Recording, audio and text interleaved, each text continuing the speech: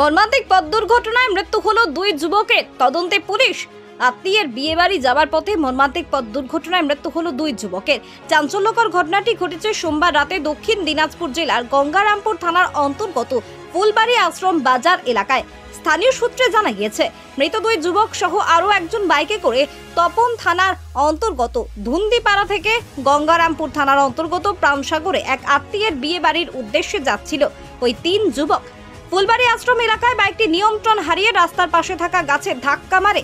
এরপর স্থানীয়দের নজরে বিষয়টি আসতেই তারা ফুলবাড়ি ফাঁড়ির পুলিশকে খবর দিলে ঘটনাস্থলে পুলিশ গিয়ে তাদের উদ্ধার করে গঙ্গারামপুর সুপার স্পেশালিটি হাসপাতালে নিয়ে আসলে তাদের মধ্যে দুজনকে কর্তব্যরত চিকিৎসকরা মৃত বলে ঘোষণা করে।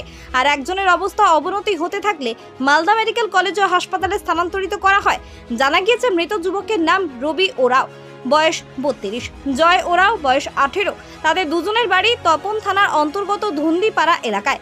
এরপর মঙ্গলবার সকালে গঙ্গারামপুর থানার পুলিশ মৃতদেহ দুটি উদ্ধার করে গঙ্গারামপুর থানায় নিয়ে এসে বালুরঘাট জেলা হাসপাতালের মর্গে ময়না তদন্তের জন্য পাঠিয়ে পুরো ঘটনার তদন্ত শুরু করেছে গঙ্গারামপুর থানার পুলিশ।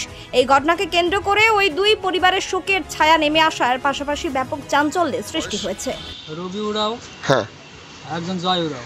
রবি ওরের বয়স 32 বছর, আর জয় জয় 18।